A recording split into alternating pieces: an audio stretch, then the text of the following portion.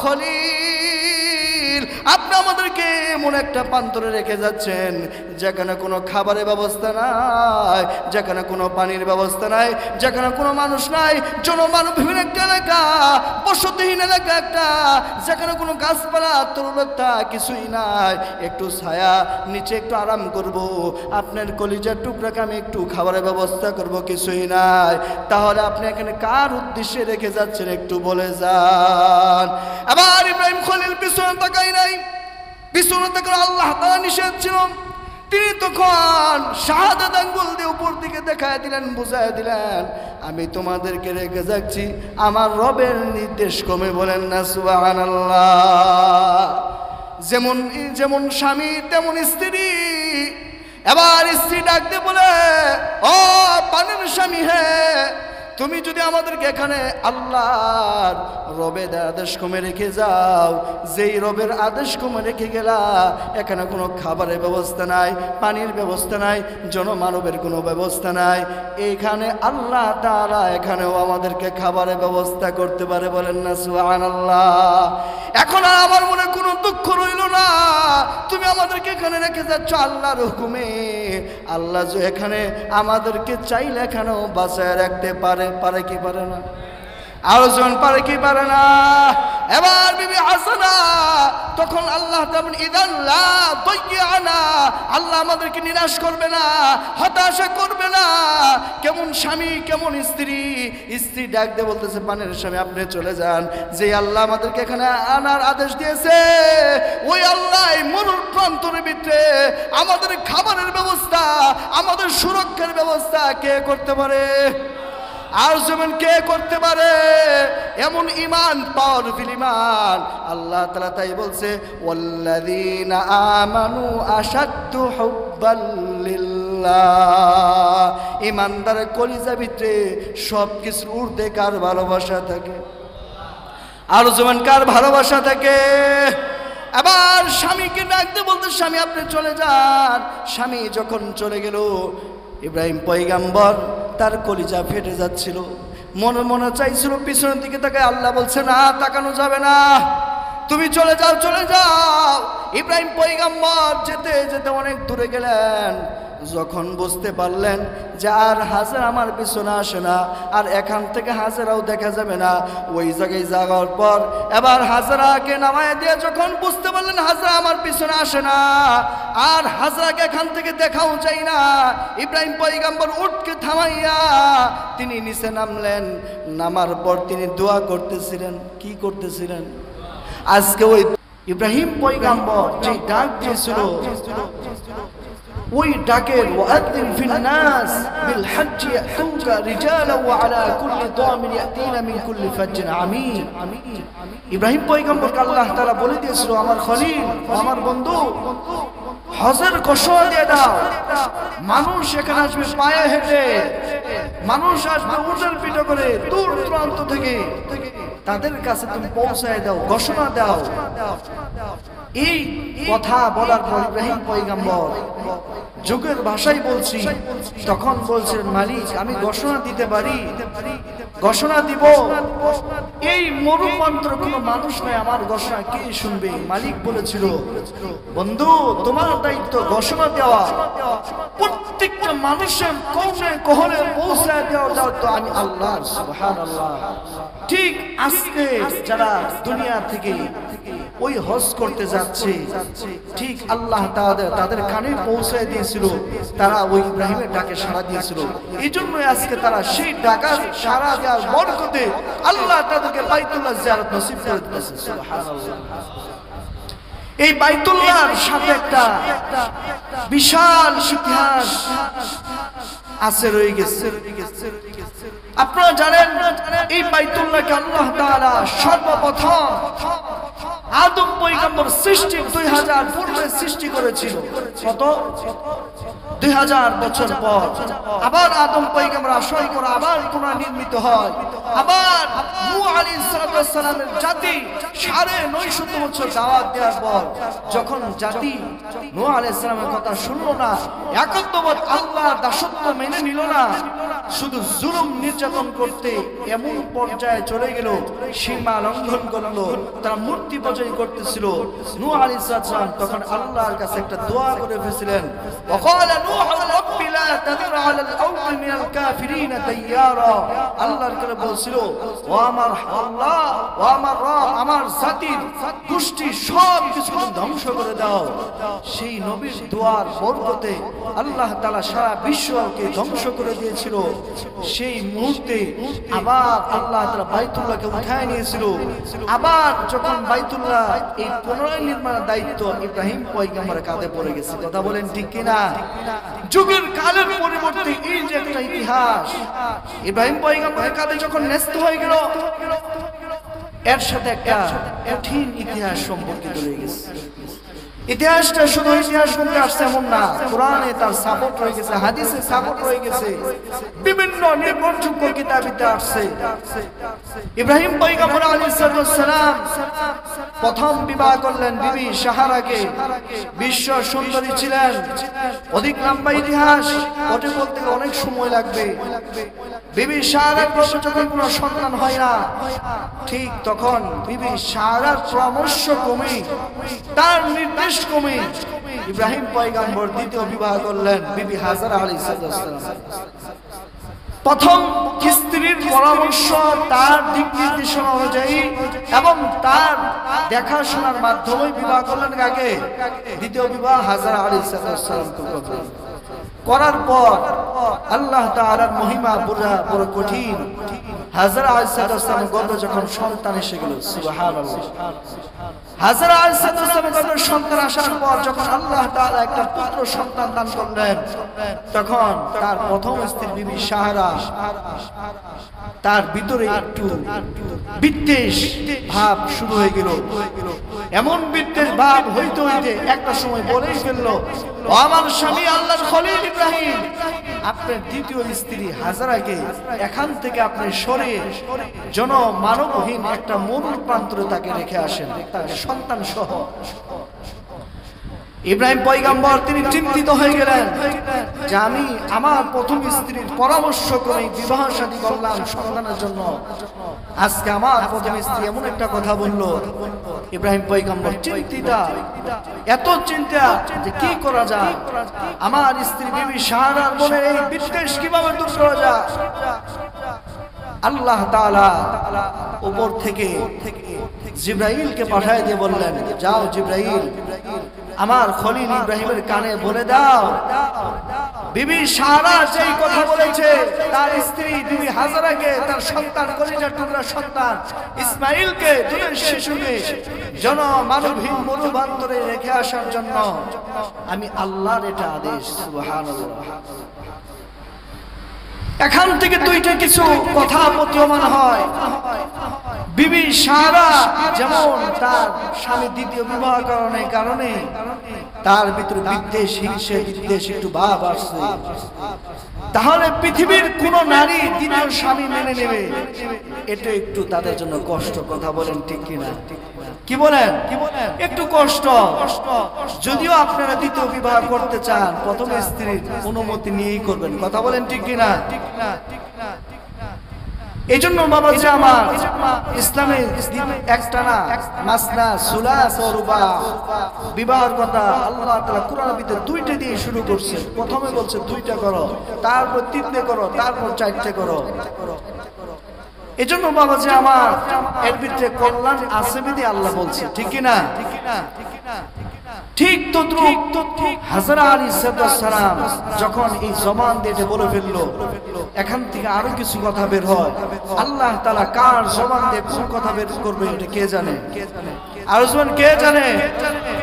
ঠিক ওই মুহূর্তে আল্লাহর খলিলকে যখন কানে কানে জ্বালায় দিল, জিবরাইল আল্লাহ তাআলা বলে দিল, যাও জিবরাইল, আমার দোস্ত আমার খলিল খলিল ইব্রাহিমকে জানায় দাও তার প্রথম স্ত্রী হাজারা বলেছে যে এমন একটা মরু প্রান্তরে যেখানে কোনো গাছপালা তরুলতা বৃক্ষলতা পানি মানুষ নাই কোনো জনগোষ্ঠী নাই এমন প্রান্তরে তার স্ত্রী দ্বিতীয় স্ত্রী হাজারা এবং তার কলিজার টুকরাকে রেখে আসার জন্য এটা আমি আল্লাহর স্বয়ং ঘোষণা বলেন না সুবহানাল্লাহ।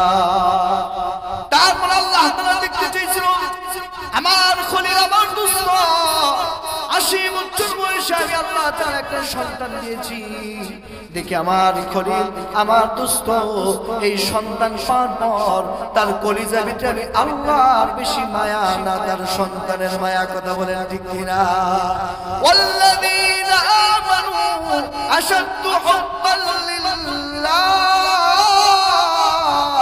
আল্লাহ তাআলা যারা ঈমান আনে তাদের কলবে পৃথিবীর কোনো মায়া নাই পৃথিবীর সমস্ত মায়া করতে আল্লাহ তাআলার মুহাব্বত আল্লাহর ভালোবাসা বেশি কথা বলেন ঠিক কিনা এই জন্য যুগে যুগে কালের পরিবর্তনে মানুষগুলো নিজের সন্তান সুখে আল্লাহর জন্য দিনের জন্য শরীর তুলে ফলাইতে একটু দ্বিধাবোধ করে না তার মানে বোঝা গেল পৃথিবীর জমিনে মায়া আছে ঠিক আছে বাবার সন্তানের বন্ধন আছে ঠিক আছে মার সন্তানের বন্ধন আছে ঠিক আছে ভাই বোনের বন্ধন আছে ঠিক আছে সকল বন্ধনের ঊর্ধ্বে আল্লাহর ভালোবাসার মধ্যে কোনো ভালোবাসা হইতে পারে না আল্লাহর ভালোবাসার সামনে নিজের সন্তান স্ত্রী পুত্র সব কিছুকে কুরবানি করার জন্য ঈমানদাররা সর্বদাই প্রস্তুত থাকে কথা বলেন ঠিক কিনা এই জন্য বাবা আমার আল্লাহ তাআলা তার হাবিব তার খলিল তার বন্ধুকে ইব্রাহিম পয়গম্বরকে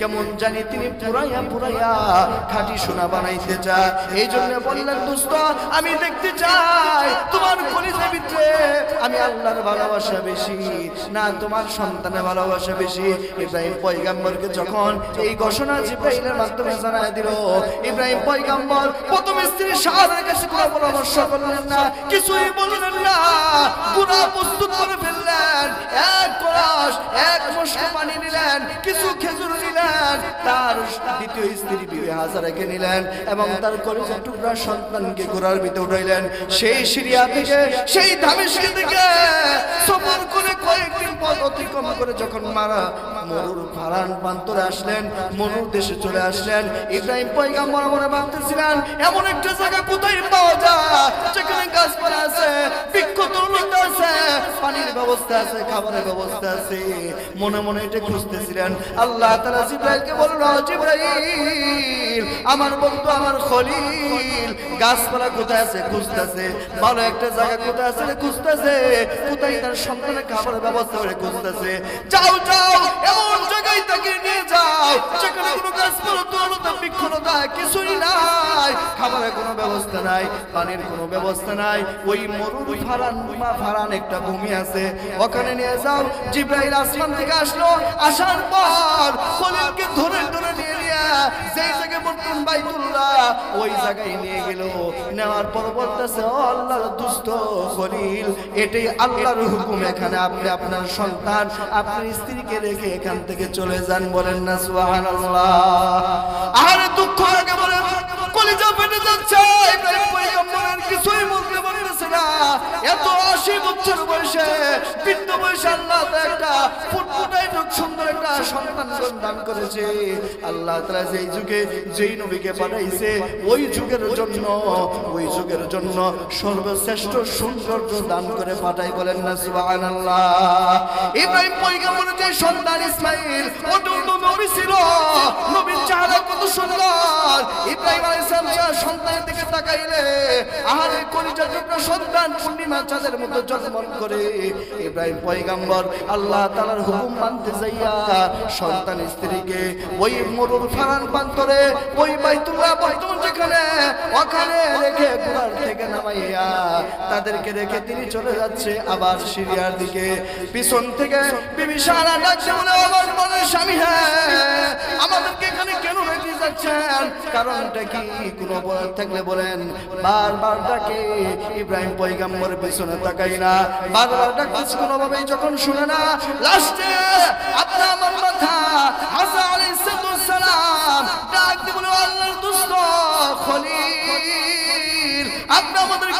এমন একটা প্রান্তরে রেখে যাচ্ছেন যেখানে কোনো খাবারের ব্যবস্থা নাই, যেখানে কোনো পানির ব্যবস্থা নাই, যেখানে কোনো মানুষ নাই, জনমানবহীন একটা এলাকা, বসতিহীন এলাকা একটা, যেখানে কোনো গাছপালা তুলতা কিছুই নাই, একটু ছায়া নিচে একটু আরাম করব, আপনার কলিজার টুকরাকে আমি একটু খাবারের ব্যবস্থা করব, কিছুই নাই।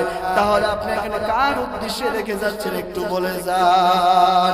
আবার ইব্রাহিম খলিল পিছন তাকাই নাই, পিছন তাকাই আল্লাহ তাআলা নিষেধ ছিল, তিনি তখন শাহাদাত আঙ্গুল দিয়ে উপর দিকে দেখায় দিলেন, বুঝায় দিলেন আমি তোমাদেরকে রেখে যাচ্ছি আমার রবের নির্দেশ ক্রমে। বলেন না সুবহানাল্লাহ। যেমন যেমন স্বামী তেমন স্ত্রী।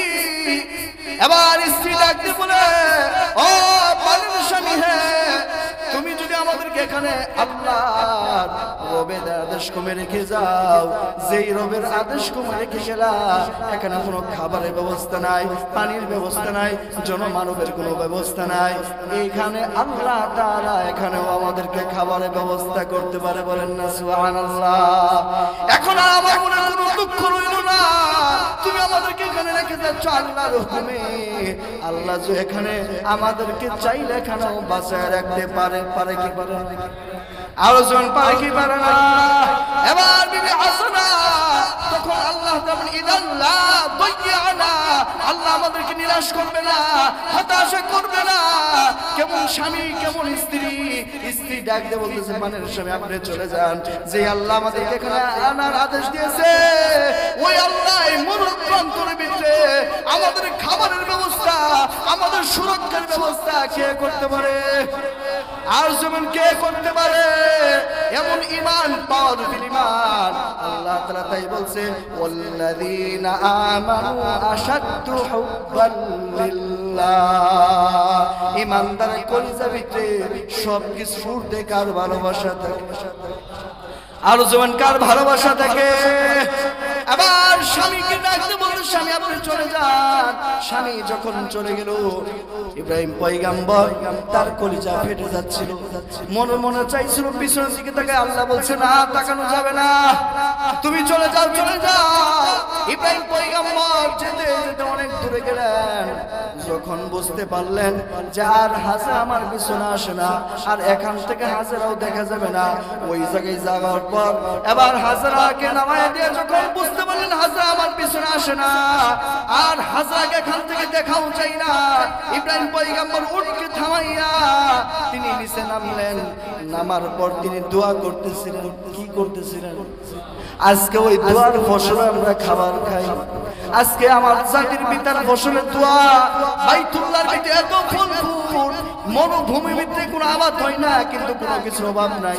এটা কার দোয়ার বরকত? জাতির পিতা মিল্লাত আবিকুম ইব্রাহিমের দোয়ার বরকত। বলেন না সুবহানাল্লাহ।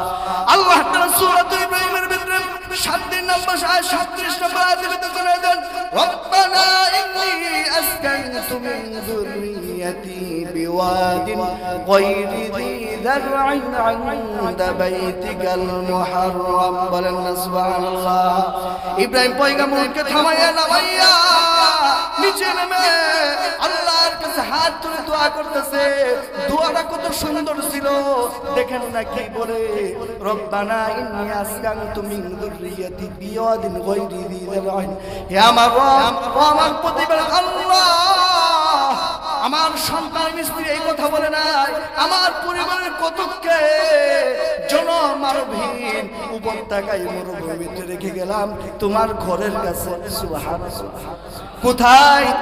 তোমার ঘরের কাছে, বাইতুল্লাহর কাছে রেখে গেলাম। কেন রেখে গেলাম জানোনি? রব্বানা লিউকিমুস সালাহ। আল্লাহু আকবার। রব্বানা লিউকিমুস সালাহ। ওয়া আমার রব, এমন একটা উপত্যকায় রাখলাম যেখানে মানুষ নাই, খাবারের ব্যবস্থা নাই, তোমার ঘর কিন্তু আছে। ও আমার রব, তুমি তাদেরকে নামাজ কায়েম করার তৌফিক দান করো। সুবহানাল্লাহ। যখন মালিকের কাছে দোয়া করছে, মালিক তোমার ঘরের কাছে রাখলাম, তাদেরকে নামাজ কায়েম করার তৌফিক দিও, তারা যাতে করে নামাজ কায়েম করতে পারে। এবার যখন এই দোয়া করছে নামাজ কায়েম করতে গেলে তো আল্লাহ তাদেরকে বাঁচায় রাখতে হবে, কথা বলেন ঠিক কিনা?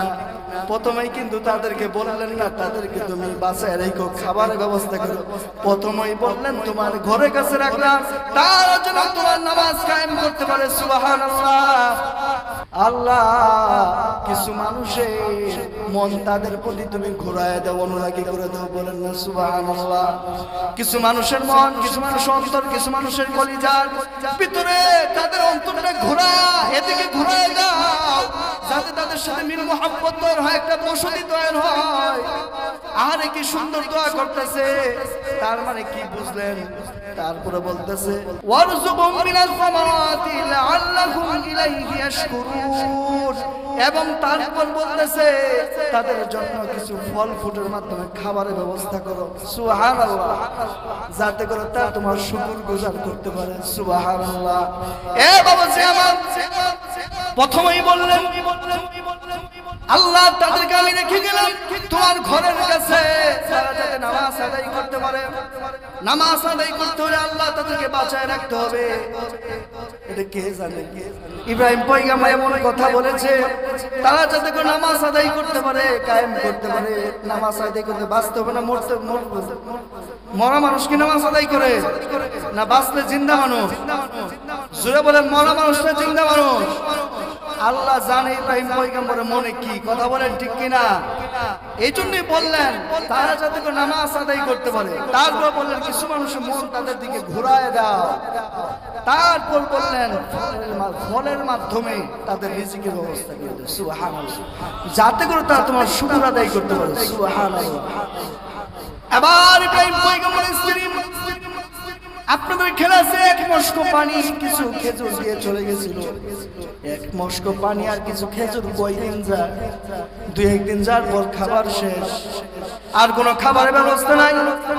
ইব্রাহিম ইসমাঈল আলাইহিস সালাম তার মা দুধ স্তন থেকে খেত, তার মার স্তনটাও শুকিয়ে গেছে, খাবার নাই। এবার ইব্রাহিম পয়গম্বর আলাইহিস সালামের স্ত্রী এরকম চলতে চলতে যখন দেখলো কোনো খাবার নাই, কিছুই নাই, কোনো ব্যবস্থা নাই, যতটুকু খাবার স্বামী দিয়ে গেছিল সব খাবার শেষ। এখন কি করব? ইব্রাহিম পয়গম্বর দিক দিয়ে দোয়া করে সিরিয়া চলে গেছে, এদিক দিয়ে স্ত্রী খাবার শেষ, পানি শেষ। এবার কলিজার টুকরা মার স্তন থেকে দুধ পান করতো, স্তনের দুধও শুকায় গেছে, জিহ্বাটাও শুকায় গেছে। সন্তান যখন বারবার পানির জন্য জিহ্বা বের করে দেয়, মা সন্তানের মুখের ভিতরে জিহ্বা ঢুকায় দিছে, জিহ্বা চুষেও পানি বের হয় না। সন্তান ছটফট করতেছে খাবারের জন্য। এবার সন্তান ছটফট করতেছে, পাশেই ছিল সাফার পাহাড়, পাথরটা চকমক করতেছিল, পাথরের ভিতরে সূর্য কিরণ লাগলে বোঝা যায় পানি। মা সন্তান সব পানির জন্য সাফা পাহাড় দৌড় মারছে, দৌড়মার ভিতর উপরে দেখে কোনো পানি নাই। আবার ওখান থেকে দৌড়ে আসছে সন্তানের কাছে, সন্তানকে না জানি কোনো জঙ্গলের অথবা কোনো প্রাণীকে আক্রমণ করে কিনা। আবার এসে থেকে সন্তান পানির জন্য ছটফট করতেছে। আবার মারোয়া পাহাড়ে দৌড়াচ্ছে, ওই মারোয়া পাহাড়টা পাথরের ছিল, ওই পাথরের ভিতরে সূর্য কিরণ লাগলে মনে হয় পানি এরকম আসতেছে, যায় দেখে কোনো পানি নাই। এরকম করে সাবার ভিতরে 7টা চক্কর দিছে, মারোয়ার ভিতরে 7টা চক্কর দিছে, দেওয়ার পর যখন দেখে কোনো পানি নাই, হাসান হতাশা, আহারে সন্তানকে আমি কিভাবে বাঁচায় রাখবো? এবার নিরাশ হইয়া হাতটা এরকম বাড়াইছে, দেখে আমার দিকে হাতটা বাড়াইতে বাড়াইতে মাথার উপরে তুলে ফেলছে সন্তানের জন্য। মালিক, তুমি যদি এখানে খাবারের ব্যবস্থা না করো, আমার কলিজার টুকরা সন্তানকে আমি বাঁচাইতে পারবো না, বলেন না সুবহানাল্লাহ। যেখানে বান্দার চেষ্টা শেষ ওখানে আল্লাহ তাআলা রহমত বরকত শুরু হয়ে যায়, সাহায্য শুরু হয়ে যায়। আল্লাহ তাআলা জিবরাইলকে পাঠাইলেন, যাও জিবরাইল। হাজারা চেষ্টা করতে করতে কাঁদতে কাঁদতে ব্যর্থ হয়ে যাচ্ছে, নিরাশ হয়ে যাচ্ছে। আমার ইসমাইল যেখানে শুয়ে ওই যে পা দিয়ে এরকম গোড়ালি দিয়ে আঘাত করতেছে, ওই জায়গায় একটা পানির ফোয়ারা তুমি জারি করে দাও। সুবহানাল্লাহ। আমার ইসমাইল তো একদিন নবী হবে। ইসমাইল যেখানে পা দিয়ে আঘাত করতেছে, ওই জায়গাটা পানির ঝর্ণা ছুটায় দাও।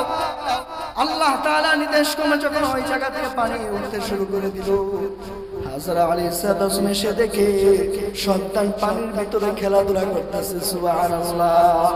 হাজরা আলাইহিস সালাম এসে মশকের ভিতরে পানি বললেন, আবার পাত্র যতগুলো পানি ভরে নিজে পানি পান করলেন, সন্তানকে পানি পান করাইলেন।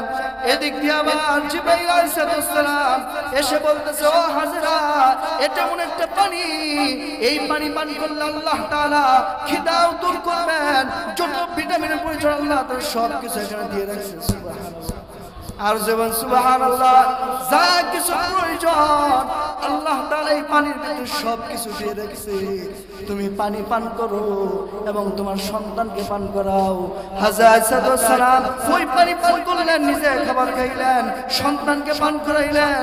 তারপর হাজরা সালাম তখন জমজম কুয়ার পাশে এরকম বাদ দিলেন, বাদ দিয়ে দেখেন বললেন, জমজম জমজম মানে থাম থাম, এরকম বলার পরে পানিতে যখন তিনি আটকায় দিলেন, ইতিহাস সাক্ষী দেয় হাজরা সালাম যদি ওই দিন যদি পানি যদি জমজম পানি যদি না আটকাইতো, তাহলে গোটা পৃথিবীতে প্লাবন হয়ে যাইতো। বলেন না সুবহানাল্লাহ। আজকে সেই ইব্রাহিম পয়গম্বর, জাতির পিতা ইব্রাহিম পয়গম্বর, তার দোয়ার বরকতে সেই বাইতুল্লাহ আজকে পরিপূর্ণ জাকজমক। কথা বলেন ঠিক কিনা? কোনো খাবারের কোনো অভাব নাই, বরকতের কোনো অভাব নাই। আল্লাহ তাআলা সেই ঘরের বরকতে বাইতুল্লাহকে আল্লাহ তাআলা ওই বাইতুল্লাহর বরকতে মক্কার দাম বাড়ায় দিয়েছে। সুবহানাল্লাহ। কথা বলেন, দাম বাড়াইছে কি বাড়াইছে না? বাইতুল্লাহর দাম বাড়ছে কি বাড়ছে না? হুদাল লিন্নাস। আল্লাহ তাআলা বলছে এই ঘরে যে আসবে তাকে আমি আল্লাহ হেদায়েত দিয়ে দিব। সুবহানাল্লাহ। এইজন্য সারা ওয়ার্ল্ডের কাফের বেঈমানদের মাথা নষ্ট যে বাইতুল্লাহ কি কিভাবে ধ্বংস করে যায়, ওখানে গেলেই তো চোর পাগলা জিনাকুর সব লম্পটদেরকে আল্লাহ তাআলা হেদায়েত দিয়ে দেয়। সুবহানাল্লাহ। ভালো মানুষ বানায় দেয়, কিন্তু শর্ত হালাল টাকায় হজ করতে হবে। কথা বলেন ঠিক কিনা? পরিশ্রমের টাকায় হজ করতে হবে। কোন ব্যক্তি যদি হালাল টাকায় হজ করতে পারে, আল্লাহ তাআলা তার জিন্দেগীর সব গুনাহ মাফ করে দেয়। কথা বলেন ঠিক কিনা? এই জন্য বাবাজি আমার, এখনো সময় আছে। আমরা যারা হজ করি বা করব নিয়ত করেছি, হালাল টাকায় করবো তো ইনশাআল্লাহ। কি বলেন? হালাল টাকাই করব। মানুষ কেউ পাওনাদার থাকলে তাদের হক বুঝাই দিয়ে বান্দার হক পরিপূর্ণ ক্লিয়ার করে তারপর আল্লাহর হক পরিপূর্ণ করার জন্য বাইতুল্লাহ জিয়ারতে যাবেন। রাজি আছেন তো ইনশাআল্লাহ? রাজি আছেন ইনশাআল্লাহ? বইনের হক মেরে হজ করলে হজ কবুল হবে না, ফুপির হক মেরে হজ করলে হজ কবুল হবে না, পরের হক মেরে, আত্মীয় স্বজনের হক মেরে, প্রতিবেশীর হক মেরে হজ করলে কবুল হবে? জীবন হবে? নাম উঠাইতে পারো নিজের নামে, লোকে 10 বার হাজি লিখতে পারো, আল্লাহর খাতায় হাজি উঠবে না। কথা বলেন ঠিক কিনা? আল্লাহর খাতায় হাজি উঠাইতে গেলে কিছু শর্ত আছে, আছে না? না, এই শর্তগুলো আগামী জুমায় বলবো ইনশাআল্লাহ। আল্লাহ তৌফিক দান করুন। এইজন্য যারা নিয়ত করছেন বা হজ করবেন বা আগামী কত করার নিয়ত আছে, আমরা সকলেই বান্দার হক পরিপূর্ণ ক্লিয়ার বুঝায় দিয়ে আল্লাহর হক আদায় করার জন্য হালাল টাকায় হজ করব। রাজি আছেন ইনশাআল্লাহ? আল্লাহ তাআলা সবাইকে তৌফিক দান করুন। বলুন আল্লাহুম্মা আমিন।